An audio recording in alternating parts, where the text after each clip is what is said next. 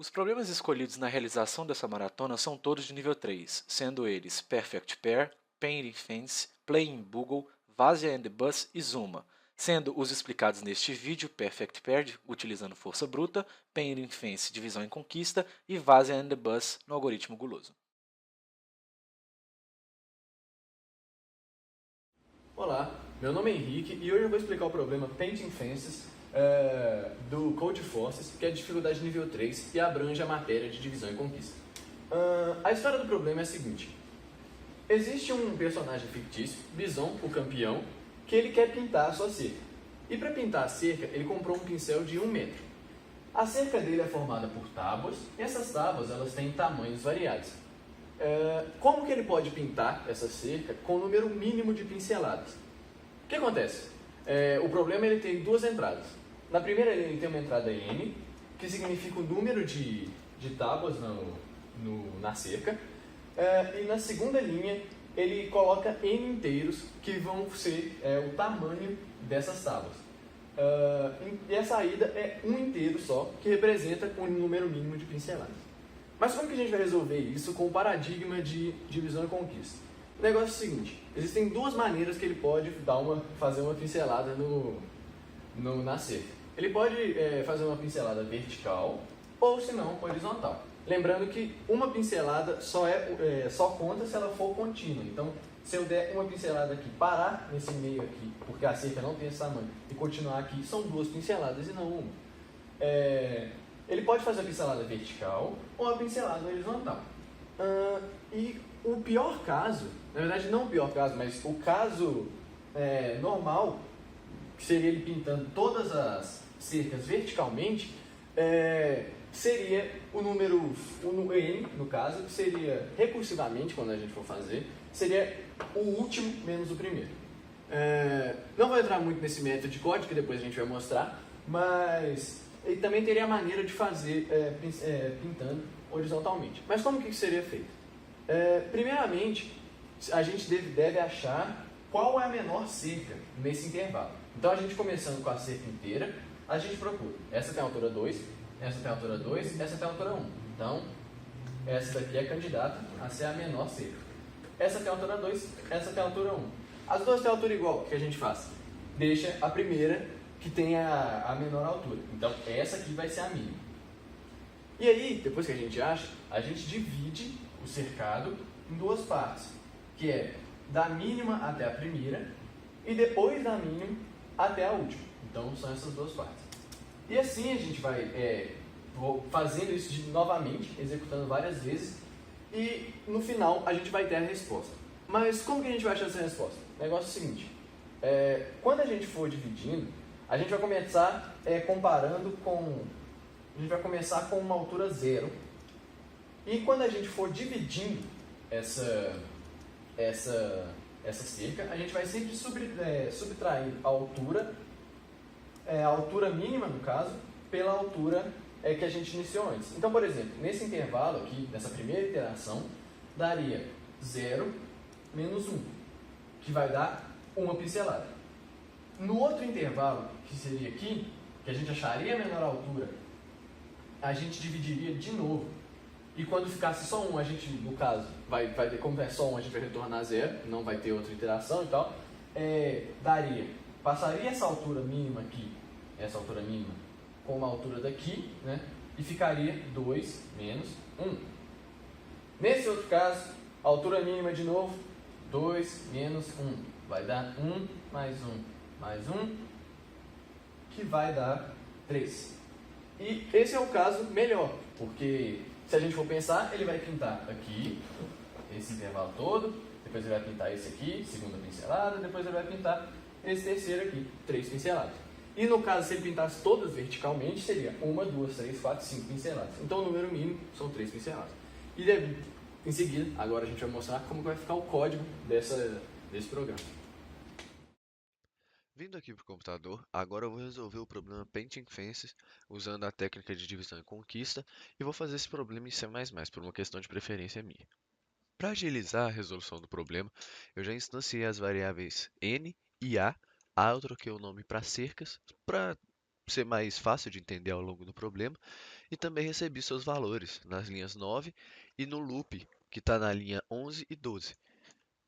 Já que a gente vai resolver esse problema usando divisão e conquista, primeiramente a gente tem que entender que a divisão e conquista ela vai dividir o problema em vários subproblemas.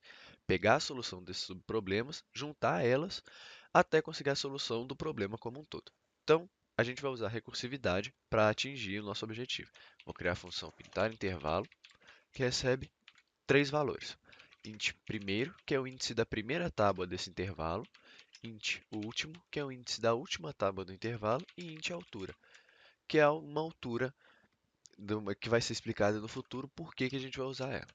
Como toda recorrência, esta precisa de um caso base. O caso base dessa recorrência é se o primeiro for maior ou igual ao último, a gente retorna zero.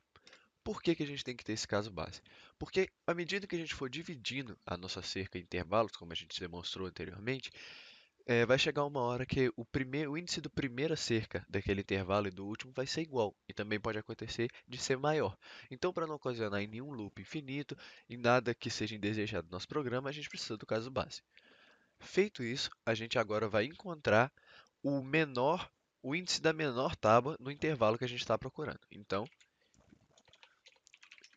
int menor altura é igual a primeiro. Começando do primeiro, agora a gente vai fazer um for com uma int i igual a primeiro, porque começa da primeira posição daquele intervalo. Enquanto i for menor do que a última posição do intervalo, a gente incrementa o i.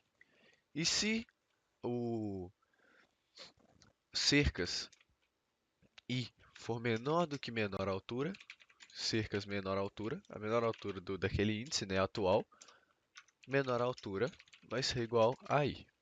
Feito isso, a gente já achou, vai conseguir encontrar qual que é qual que é o índice da menor cerca no nosso intervalo.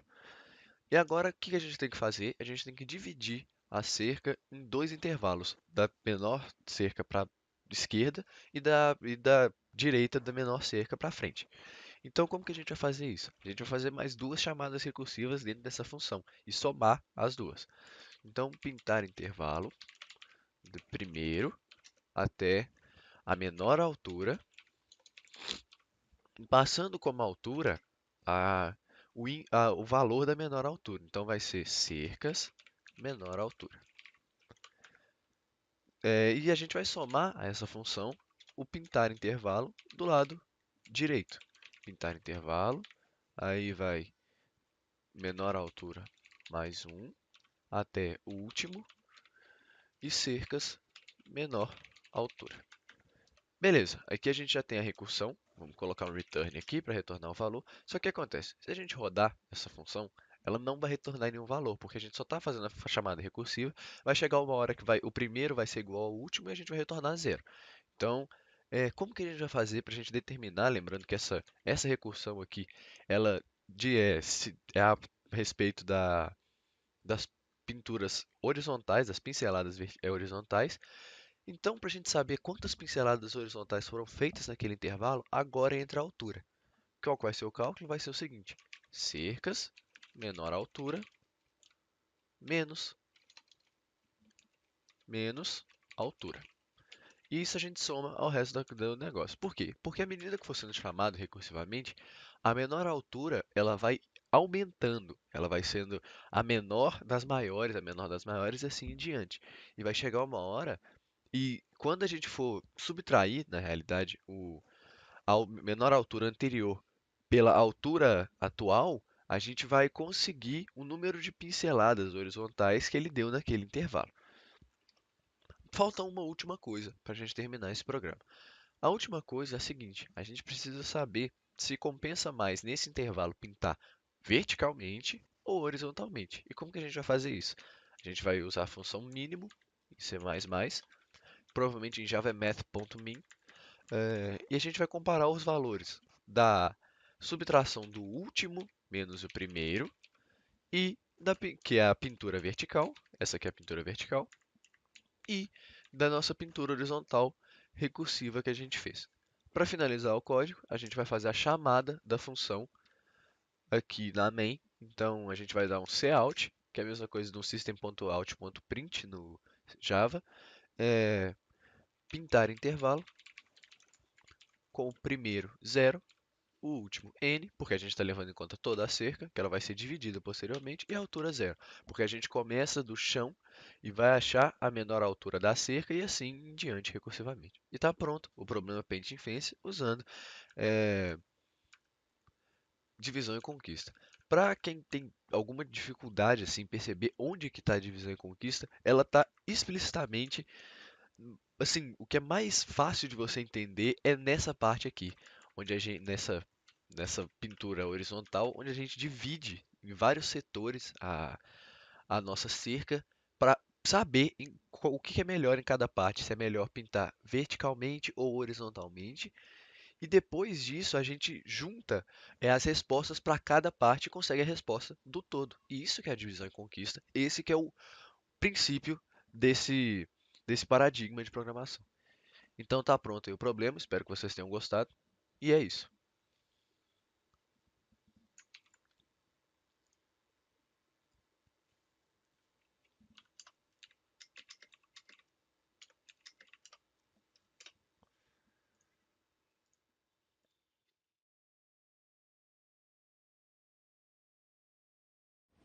Olá, meu nome é Matheus, eu vou explicar o algoritmo de força bruta. Eu escolhi o problema Perfect Pair do Codeforces de nível 3. O que é o problema Perfect Pair? O problema é simples, ele vai te dar um par de números e pelo menos um desses valores, um dos valores desse par de número tem que ser maior ou igual a n, que é o target. A entrada vão ser do tipo long, x e y, que é o par de números, né, o par que vai ser dado, e m é o target. Todos esses valores têm que ser maior ou igual a menos 10 elevado a 18 e menores ou iguais a 10 elevado a 18. A saída pode não fazer muito sentido agora, mas vou explicar posteriormente. A saída é a quantidade de operações necessárias para que pelo menos um dos dois valores sejam maiores ou iguais a m. Então, qual que é a única operação possível para que a gente possa alcançar n? O problema só te dá uma operação possível.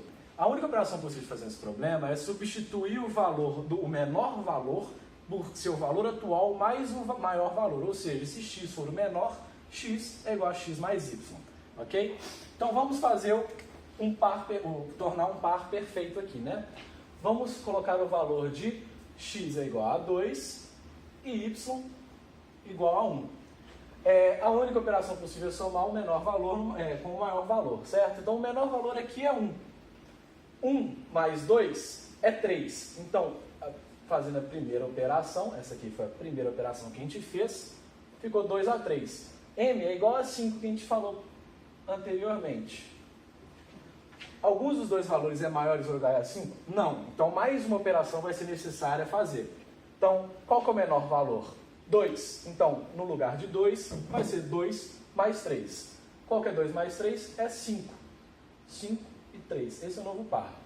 A gente atingiu o valor do target? Sim. 5 é igual a 5. Portanto, a gente precisou de fazer duas operações para tornar esse par um par perfeito. Agora vamos colocar outro valor. Vamos colocar um valor negativo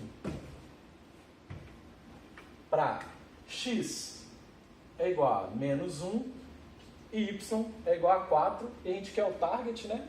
Um m igual a 15. Então, qual que é o menor valor entre menos 1 e 4? Menos 1. Então, em menos 1 nós vamos colocar menos 1 mais 4. Vai ficar 3 e 4. Beleza. Atingimos o valor de 15? Não. Então, vamos somar novamente. O menor valor é 3, fica 7 e 4. Aqui já fizemos duas operações. Qual que é o menor valor? A gente não atingiu 15, qual que é o menor valor? 4. 7 mais 4, 11. 7 e 11. Atingimos? Não, não atingimos. Portanto, a gente vai precisar de fazer mais uma operação. Qual que é o menor valor? 7. 7 mais 11, 18. 18 e 11. Esse par é par perfeito, uma vez que 18 é maior ou igual a 15, que é o target, né? Quantas operações foram necessárias fazer? 4 operações. Então, essa é a saída, 4 operações. E é assim que resolve, logicamente, o problema do par perfeito. A seguir, nós vamos ver como funciona o código. Olá, vamos ver o código que resolve o problema Perfect Pair através de um algoritmo de força bruta. Na classe main, primeiramente nós vamos declarar os valores de x, y e m como valores lidos pelo teclado. Essa variável aqui vai gravar a resposta obtida pela função que vai resolver o problema. Se a resposta for -1, quer dizer que não foi possível resolver o problema. Qualquer outra resposta vai retornar a quantidade de operações que foram necessárias para resolver o problema. Então, partindo agora para a função. Portanto, a função Perfect Pair, que vai resolver o problema, vai receber os parâmetros x, y e m, que são do tipo long, e nós vamos utilizar, primeiramente, três variáveis. Uma auxiliar, uma que eu vou explicar mais na frente, que é a passos até que não seja negativo, e a quantidade de operações realizadas. Essa aqui será a nossa variável resposta. Primeira condicional informa que se x for maior ou igual a m ou y for maior ou igual a m, a gente vai retornar zero. Por quê? Porque o problema ele pede exatamente para que a gente consiga realizar operações até que o m seja atingido pelo valor de x ou y. Neste caso, o x já é maior ou igual a y ou o y é maior ou igual a m. Portanto, não foi necessário fazer nenhuma operação para que a gente conseguisse atingir o valor de m. Ou seja, o problema já veio resolvido. Então, a gente retorna zero, que é exatamente a quantidade de operações que foram necessárias para resolver o problema. Neste caso, a gente tem que m é maior ou igual a zero. É importante frisar que a gente já sabe que x e y são menores que m. Uma vez que se fossem maiores ou iguais, a gente teria se retornado já. Então, aqui a gente já sabe que x e y são menores que m. Então, aqui a gente tem que m é maior ou igual a zero. E se x for menor ou igual a zero e y forem menor ou iguais a zero, a gente sabe que a soma de dois valores negativos nunca cresce, sempre tende a ficar cada vez mais negativo. Então, se m for maior ou igual a zero e os valores de x forem menores ou iguais a zero e y for menor ou igual a zero, quer dizer que eles nunca vão conseguir atingir o valor de m.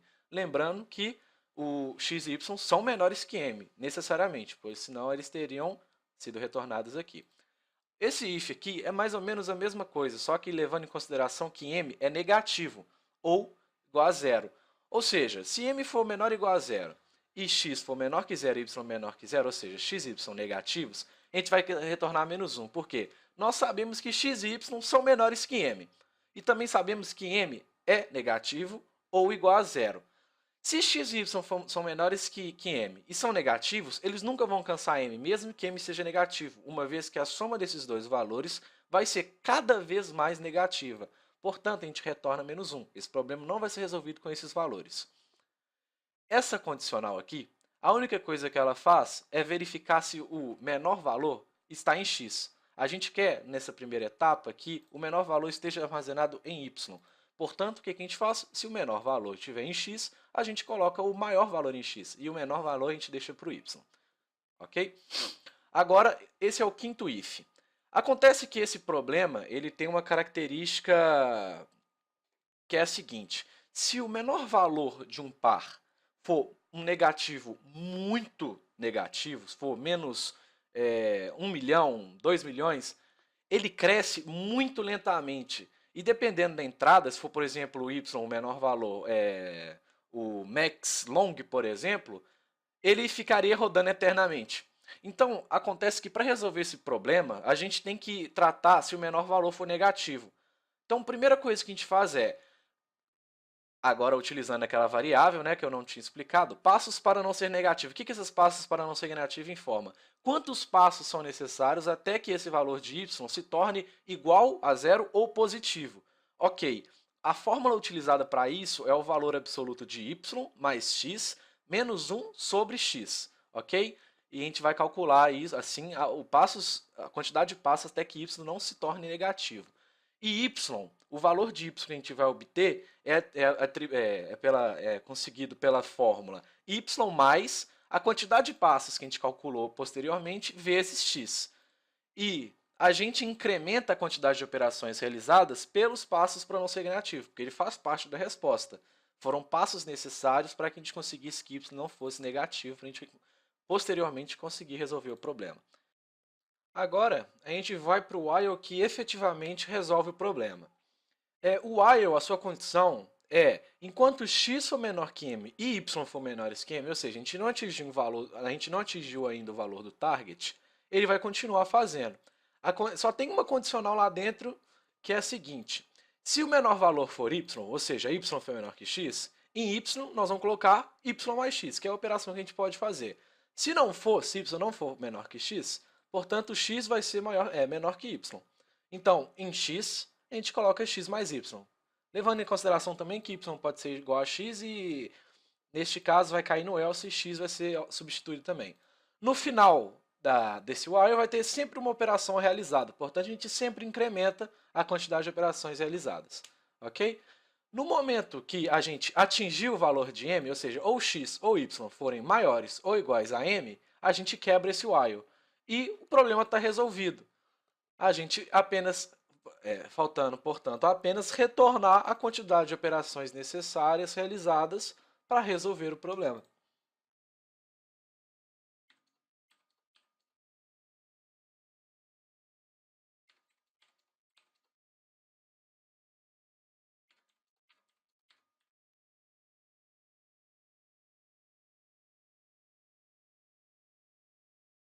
Olá, meu nome é Anderson. Eu vou demonstrar para vocês o problema Vasia and the Bus, que está disponível no Codeforces, e ele é de nível 3. Nós vamos demonstrá-lo pela técnica do algoritmo guloso.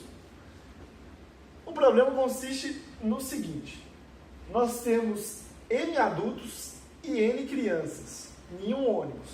Nesse ônibus, os adultos pagam as suas passagens normal. Porém, cada criança pode ir acompanhada de um adulto sem pagar a passagem. Uma única criança para um único adulto. Ou seja, se várias crianças pegam o mesmo ônibus, porém com um adulto acompanhado, várias crianças menos um pagam passagem. Então seria o adulto e o total de crianças menos um que pagariam a passagem. Porém, por outro lado, se várias crianças e vários adultos entrarem no ônibus e cada criança estiver acompanhada de um adulto, por exemplo, N crianças e N adultos, cada criança acompanhada de um adulto vai ser N passagens. Então, suponhamos que tenham 10 crianças e 10 adultos. N igual a 10 e N igual a 10. Beleza. No melhor caso, que seriam uma criança para cada adulto, pagariam apenas 10 passagens. Então, o total seriam 10. Beleza? Isso seria no melhor caso. Porém, se for no pior caso, que é o PC, nós teríamos no total 19 passagens. São 10 crianças para um adulto. Então, todos os adultos vão pagar as passagens normais, porém, um adulto vai ter que pagar as passagens das crianças. Então, seriam no total de 19 passagens. Agora, nós vamos demonstrar isso no código. Vou apresentar Vasia and the Bus pelo algoritmo guloso. Nós temos N adultos e M crianças. Se o número de adultos for 0 e o número de crianças diferente de 0, será impossível, porque as crianças não têm acesso ao ônibus sem um adulto. Porém, se o número de crianças for 0, teremos apenas o número de adultos como número de passagens. Se o número de crianças for maior que o número de adultos, teremos o número de crianças como número de passagem. Se não, teremos o número de adultos como número de passagens. Ou, no pior caso, teremos o número de crianças mais o número de adultos menos 1 como passagens. E seria o caso em que várias crianças estariam com um adulto.